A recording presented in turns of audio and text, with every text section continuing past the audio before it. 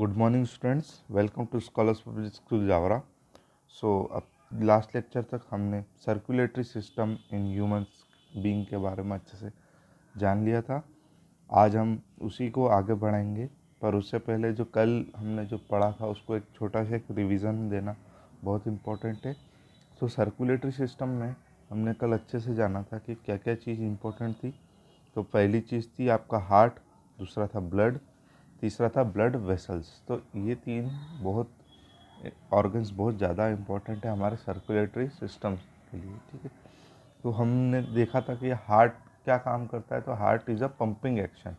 हम लोगों ने एक मोटर का एग्जांपल लिया था हमारे घर की, जिससे हमने इस बात को अच्छे से जाना था कि हार्ट पूरे हमारी बॉडी में ब्लड को किस तरीके से सर्कुलेट करवा पाता है।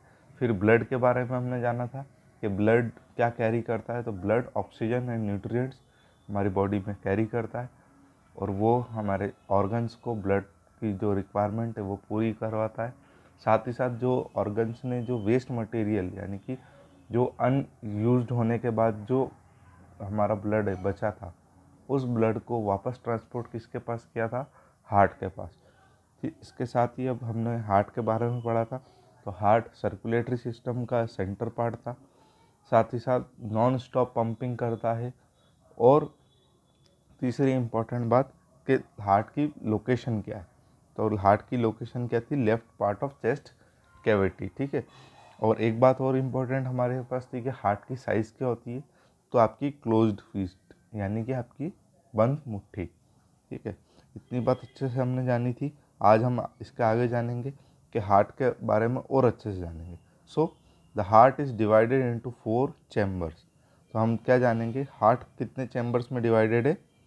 4 चैम्बर्स में। यहाँ देखिए आप इनको, अगर हम बात करते हैं चैम्बर क्या होता है, जे मान लीजिए ये एक पूरा एक रेक्टेंगल है, हमने इसके 4 पार्ट कर दिए। तो मान लीजिए चैप्टर मतलब हमारा जो ये है हमारा 1 2 3 4, तो ये हमारा क्या हो जाएगा? ये चैम्बर्स हो जाएंगे, इक्वली डिवाइडेड चैम्बर्स हो जाएंगे, ठीक है।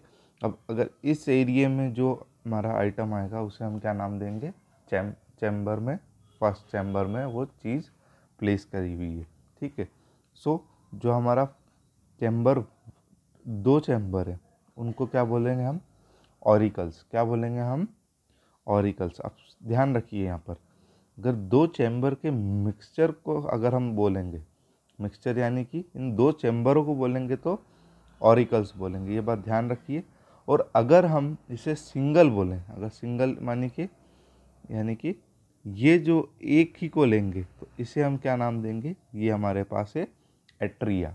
क्या नाम देंगे? एट्रिया या फिर ऑरिकल या आर्ट्रियम, ठीक है, जो भी हम नाम इसको देना चाहते हैं। और लोअर चैम्बर को क्या नाम देंगे हम? वेंट्रिकल्स। क्या नाम देंगे? वेंट्रिकल। और अगर सिंगल है तो वेंट्रिकल। तो वेंट्रिकल्स और वेंट्रिकल, ठीक है। So the partition between the chamber help in avoiding mixing up of blood rich oxygen with the oxygen rich in carbon dioxide. अब ये बहुत ज़्यादा इम्पोर्टेंट एक यहाँ पर लाइन है कि ये मिक्सिंग करने से रोकता है। कारण क्या है कि हमारा जो ये ब्लड के 4 चैम्बर होने का कारण ही यही है कि जो 2 पार्ट है हमारे ब्लड के चैम्बर के, वो क्या करते हैं? ऑक्सीजन रिच ब्लड को कंटेन करते हैं। अभी ऑक्सीजन रिच ब्लड क्या होता है कि जिसके अंदर ऑक्सीजन की मात्रा बहुत अच्छी पाई जाती हो। जैसे अगर हमने रेस्पिरेशन प्रोसेस में हमने जाना है लास्ट क्लासेस में कि हमने ये जाना था कि जो हम थ्रू द हमारे नोज या हम जो एयर लेते हैं वो हमारे कहाँ तक जाती है? लंग्स तक जाती है। लंग्स ऑक्सीजन को क्या करते हैं? फिर किसको प्रोवाइड करते हैं? हमारे हार्ट मतलब ब्लड की सर्कुलेटरी सिस्टम्स को। जो वो क्या बनाने में हेल्प करते हैं? हमारे एनर्जी एंड न्यूट्रिएंट। क्योंकि हमारी बॉडी को एनर्जी चाहिए, तो एनर्जी बनाने में कौन हेल्प करेगा? तो ऑक्सीजन हेल्प करता है। तो ऐसी कंडीशन में जब आपने फ्रेश ऑक्सीजन आपकी बॉडी के अंदर प्रोवाइड करी, तो आपका ब्लड कैसा हो जाएगा? ऑक्सीजन रिच ब्लड हो जाएगा। इसके बाद क्या होगा? जब आपकी बॉडी के अंदर जब ये यूज़ करने लग जाएगा एनर्जी, अब एक टाइम के बाद पूरी तरीके से वो जो न्यूट्रिएंट है आपके ब्लड में ख़त्म हो जाएंगे उसके बाद हमने देखा है कि वेस्ट प्रोडक्ट निकलता है, तो वेस्ट प्रोडक्ट किस फॉर्म में रहेगा, कार्बन डाइऑक्साइड के फॉर्म में रहेगा। सो वो कार्बन डाइऑक्साइड हमारे ब्लड में रिच होगा। अब ऐसी कंडीशन होगी कि वो जो हमारी ब्लड है वो वापस किसके पास जाएगा, हार्ट के पास जाएगा।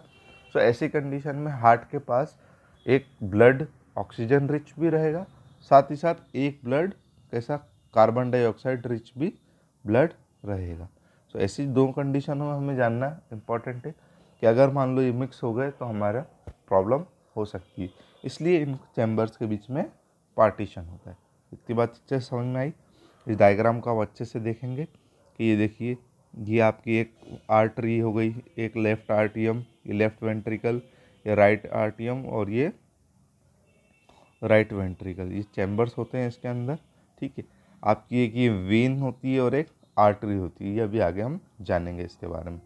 अब देखते हैं, अब एक देखिए ये हमारे पास है, ये हम देखिए जो हमने चैप्टर की शुरुआत में ही पढ़ा था इसको, कि इस इंस्ट्रूमेंट को क्या बोलते हैं, इस इंस्ट्रूमेंट को क्या बोलते हैं। सो आप इसे अच्छे से जानेंगे कि ये इंस्ट्रूमेंट क्या था। तो इसको हम क्या बोलते हैं, स्टेथोस्कोप। ठीक है, और इसको क्या बोलते हैं जो ब्लड प्रेशर नापने की, तो फाइगैमोमीटर। क्या नाम देंगे इसको, फाइगैमोमीटर। यहाँ पर एस साइलेंट है, ये ध्यान रखिएगा आप। ठीक है, सो हम अगर इसको हार्ट रेट को जाने, हार्ट बीट या हार्ट पल्स। अब आपने बहुत सारी बार, हम जब डॉक्टर के पास जाते हैं तो डॉक्टर हमें ये स्टेथोस्कोप लगा देते हैं जिससे हमारी ये हार्ट बीट चेक करते हैं। साथ ही साथ ये जो हमारा है फाइगोमैनोमीटर, इससे हम क्या करते हैं, हम ब्लड प्रेशर को मेज़र करते हैं। तो ये चीज़ क्या होती है ये हम जानते हैं अच्छे से। So the walls of different chambers of human are made up of muscles. किससे बना होता है ये, मसल्स से। So this muscle contracts and relax rhythmically to pump the blood. आपने कॉन्ट्रैक्ट और रिलैक्स अच्छे से पढ़ा था, लास्ट लेक्चर में मैंने आपको अच्छे से बताया था। अभी रिदमेटिकली मतलब क्या होता है, एक के बाद एक, वो कंटिन्यूस होता है। ये ऐसा नहीं कि इसमें ब्रेक डाउन हो जाए, ये कंटिन्यूसली होता है। So the rhythmic contraction and expansion of different chamber produce heart beat. So ये कॉन्ट्रैक्शन और रिलैक्सेशन, कॉन्ट्रैक्शन और रिलैक्सेशन ही क्या बनता है, हार्ट बीट। तो heart beat, the instrument use to listen to your heart beat is stethoscope. क्या नाम देंगे आप इसको, stethoscope. During each heart beat the walls of arteries are stretched. अब देखिए, अगर एक्सपांशन होता है तो अगर हम जानते हैं कि एक्सपांशन होता है यानी कि किसी भी बॉडी के अंदर उसकी साइज में इंक्रीमेंट हो रहा है, और इंक्रीमेंट हो रहा है यानी कि वो स्ट्रेच हो रहा है। So the stretching and relaxing of arteries with each heart beat is felt by throbbing movement called pulse. अब देखिए इस पल्स को, और क्या है कि आपने जो कंटिन्यू आपके जो आर्टरीज रिलैक्स कर रही है, वो स्ट्रेच कर रही है, इसी को हम क्या बोलेंगे, पल्स बोलेंगे। ठीक है, so each heart beat generates one pulse in the arteries. अब ये आर्टरीज अलग चीज़ हैं और आपकी हार्ट अलग चीज़ है, ये बात ध्यान रखिएगा कि हार्ट के अंदर ही आर्टरीज प्रेजेंट होती है। ठीक है, the pulse can be felt at various points such as neck, crook of the elbow, wrist और बैक ऑफ द नी। हमने देखा है कि डॉक्टर्स हमारे कहाँ कहाँ इन हार्ट बीट को, जो पल्स रेट को चेक करते हैं, तो आपके नेक के यहाँ चेक करते हैं, आपके एल्बो के यहाँ चेक करते हैं, आपके रिस्ट पे चेक करते हैं और आपके बैक ऑफ द नी, घुटने के पीछे चेक करते हैं। So the normal pulse rate is varied with the age. ठीक है, तो आपका जो पल्स रेट है वो वेरी करता है आपकी एज के according. So the normal pulse rate is 60 to 70 beats per minute, ये ध्यान रखिएगा।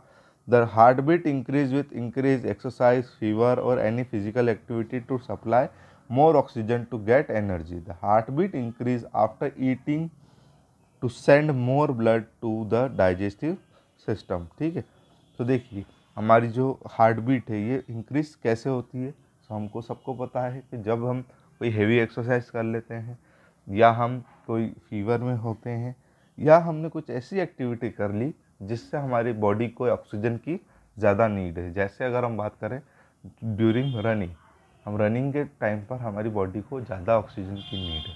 ऐसी कंडीशन में हम लोग क्या करते हैं कि हमारी बॉडी को ऑक्सीजन की ज़्यादा नीड होती है, सो हमारे हार्ट को भी काम ज़्यादा करना पड़ता है, क्योंकि हार्ट को आपकी बॉडी को मेंटेन करना है। ऐसी कंडीशन में हार्ट बहुत तेज़ी से काम करने लग जाता है और हमारी जो हार्ट रेट है वो इंक्रीज हो जाता है। इतनी बात अच्छे समझ में आई आपको? ठीक है। अब another type of instrument to use blood pressure is called sphygmomanometer.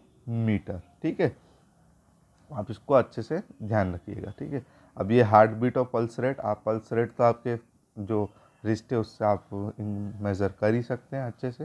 ठीक है, सो अब तो आज के लिए हम इतना ही इसको यहीं रोकेंगे। अब नेक्स्ट लेक्चर में हम इसके आगे जानेंगे। तब तक के लिए thank you so much. God bless you all.